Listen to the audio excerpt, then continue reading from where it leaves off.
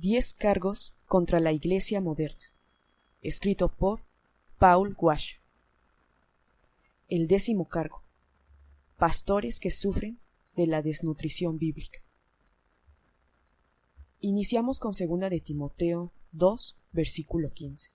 Dice así: procura con diligencia presentarte a Dios aprobado, como obrero que no tiene de qué avergonzarse, que usa bien la palabra de verdad. Amén. Escuchaba hace unos meses acerca de todas las cosas horrendas que están sucediendo en nuestro país. No sé cómo llamarlo ya: república, democracia, país, estado socialista.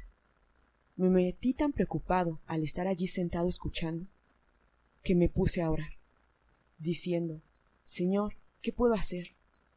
En este momento, Señor, sinceramente, con todo lo que siento, estaría dispuesto a saltar en medio de una fogata.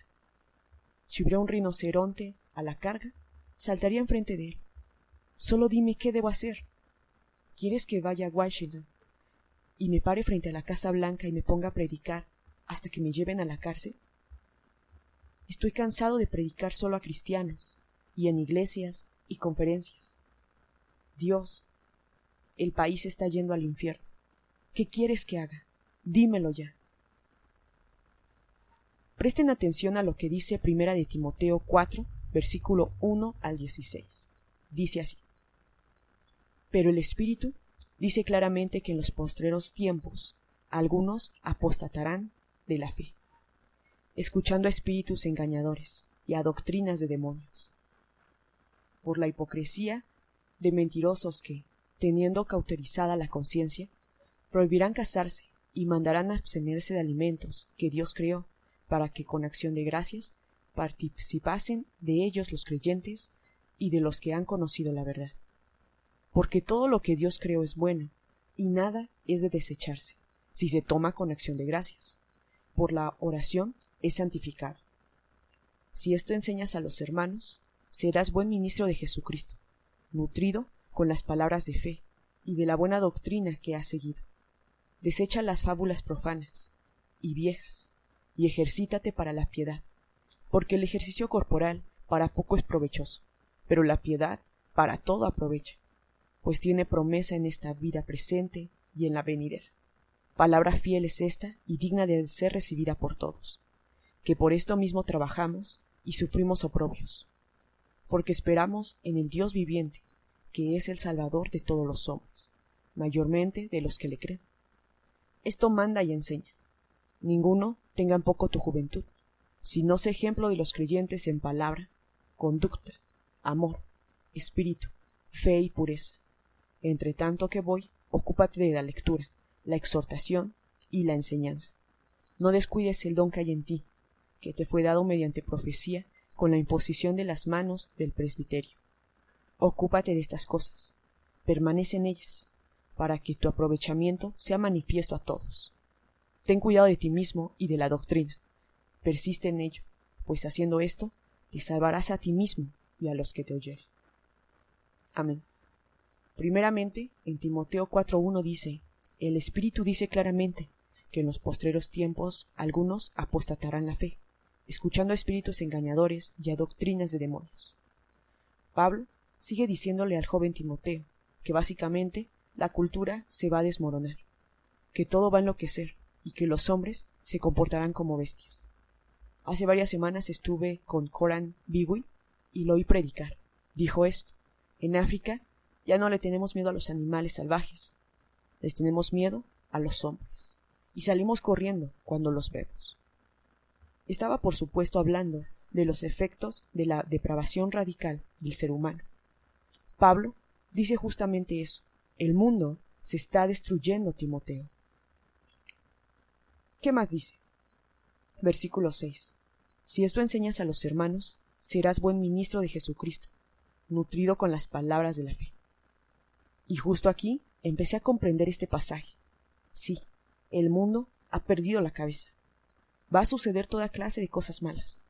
Dios nos está diciendo: todo está bajo mi providencia. Pero escuchen, esta es la relación que tiene que haber en medio de todo el desastre. en medio de la apostasía y en medio de la persecución. Esto es lo que necesitas hacer. Mantente constante, nutrido con las palabras de la fe. En lugar de hacerlo, siempre queremos salir corriendo para hacer algo. Queremos componer las cosas. Pero lo que Dios busca son hombres íntegros, con espadas filosas. Ante todo, hijo, permanece nutrido con las palabras de la fe y de la buena doctrina que has seguido. La buena doctrina que has seguido es muy importante. Creo que nos está indicando que con un simple estudio intelectual de la Biblia no alcanzaremos la meta que Dios tiene para su pueblo. Tenemos que obedecerla. Tenemos que seguirla. No aprenderemos bien la doctrina hasta haber seguido la doctrina aprendida. Y después dice, desecha las fábulas profanas y viejas. Queridos amigos, todo esto de la iglesia emergente y el crecimiento de la iglesia, todo lo que tiene que ver con la sensibilidad cultural, que tira por la ventana toda sensibilidad bíblica, no son más que el producto de chicos queriendo jugar a la iglesia sin el poder de Dios en sus vidas. Es peor que David tratando de vestir la armadura de Saúl. Digo yo, afuera con todo esto. Mas si confiamos en la carne, menos vamos a ver el poder de Dios. Pablo dice luego, ejercítate para la piedad. Nos quiere decir que nos disciplinemos con el propósito de alcanzar la piedad. Siervos de Dios, ¿quieren un avivamiento? Yo también. Pero lo que necesitamos es un ejército.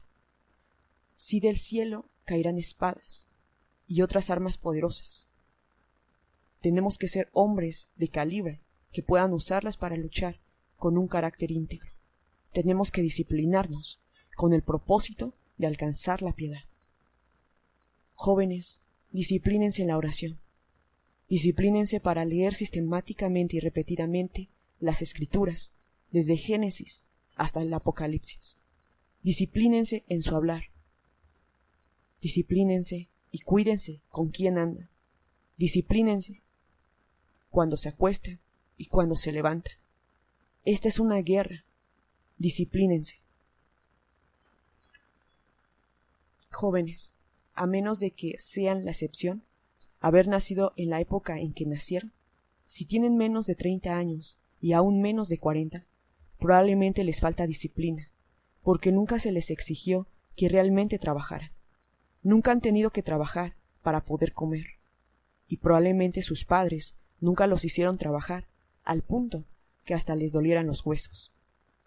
Los hombres que han logrado mucho y han sido usados por Dios han sido hombres trabajadores en el ministerio. El ministerio eficaz es difícil y cuesta todo. Y para cuando lleguen a la vejez estarán quebrantados, pero fuertes en las cosas de Dios. Ejercítate para la piedad, porque el ejercicio corporal para poco es provechoso, pero la piedad para todo aprovecha, pues tiene promesa de esta vida presente y la venidora. Queridos amigos, ¿a quién le importa la mejor vida ahora? Lo importante es la eternidad. Algún día compadeceremos ante el Señor de gloria, y los reyes y los hombres más grandes del mundo serán divididos. Unos serán echados al infierno eterno, y otros serán invitados a la gloria eterna para vivir eternamente con el Señor. Los atletas olímpicos, que majestuosos son, pero solo por un momento, empiezan a entrenarse a los 4 o 5 años. No hacen más que entrenarse hasta los 22. Corren una carrera de 9 segundos para obtener una medalla que cuelgan en la pared y ya. Su momento de gloria, y por lo cual vivieron, se acabó. ¿No quieren darse ustedes de la misma manera, pero para obtener cosas eternas? Algunos de los siervos más grandes de Dios han sido hombres con muchas limitaciones físicas. En cuanto a sus habilidades, eran tan limitados que tenían solo una cosa en que se podían enfocar: el ministerio. Porque el ejercicio corporal para poco es provechoso. Palabra fiel es esta, y digna de ser recibida por todos. que por esto mismo trabajamos y sufrimos oprobios, porque esperamos en el Dios viviente. Esto no es cosa de mártires, en que damos nuestra vida inútilmente a lo que sea, para ser pulverizados sin esperanza. No, servimos a Dios, y Dios nos honrará. Ponemos en Él nuestra esperanza, y Él nos da fuerzas. Esta vida es como una niebla. Tengo 47 años, pero ayer tenía 21. ¿A dónde se fue el tiempo?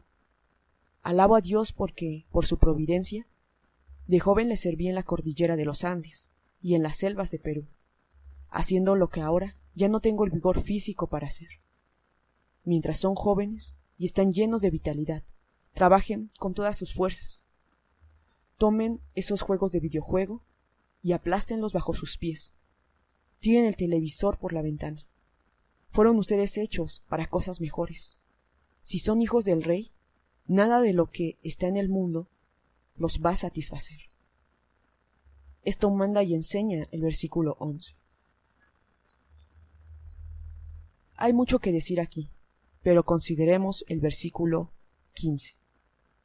Ocúpate de estas cosas, permanece en ella, para que tu aprovechamiento sea manifiesto a todos. Digamos que mi hijito vuelca agua en una mesa de madera, y por las leyes que Dios ha puesto en la naturaleza, el agua forma un charquito sobre la superficie. Entonces pasan por allí y dicen, hay agua volcada en la mesa.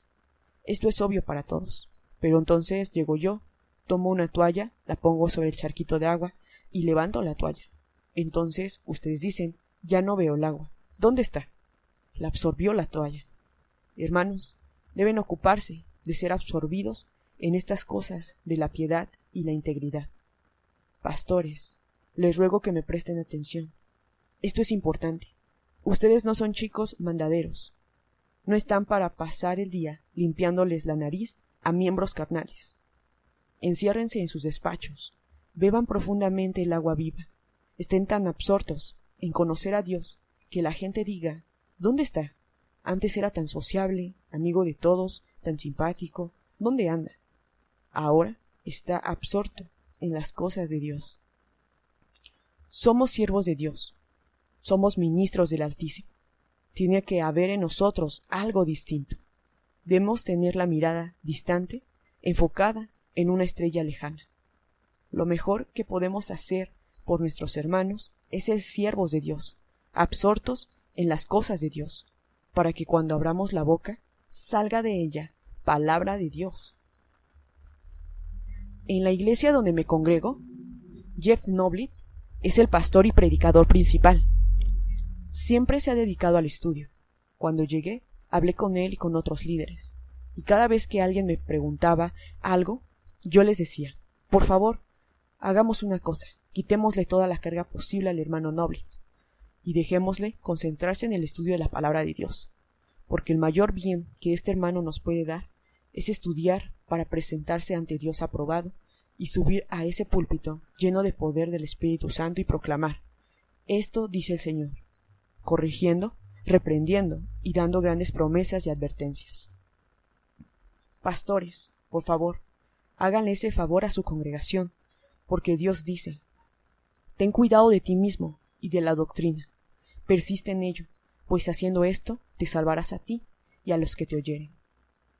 Este versículo significa muy poco en la comunidad evangélica actual. ¿Cuántos pastores y predicadores piensan ustedes que lo toman en serio? ¿Cuántos se dicen a sí mismos, necesito tener cuidado de mí para asegurar mi salvación y la de los que me oyen? Pastores, ¿cuándo fue la última vez que examinaron su propia vida para ver si estaban en la fe, para ver si realmente conocen al Señor? Es que, mis queridos amigos, siento una gran tranquilidad cuando estudio mi propia conversión, cuando hablo de ella con otros, cuando repaso los 25 años de mi peregrinación con Cristo. Tengo la gran seguridad de lo que he llegado a conocer. Pero aún ahora, si me apartara de la fe y me fuera en otra dirección, andando en herejías, en mundanalidad, sería la prueba más fehaciente que nunca lo conocí, que todo había sido obra de la carne. Sé que lo que estoy diciendo le es excepcional. Piensan, nunca había oído semejante cosa. Pero esta es la verdad bíblica que necesitan oír. Simplemente lean El progreso del peregrino. Ten cuidado de ti mismo y de la doctrina. Persiste en ello, pues haciendo esto te salvarás a ti mismo y a los que te oyeren. Dios bendiga a su iglesia.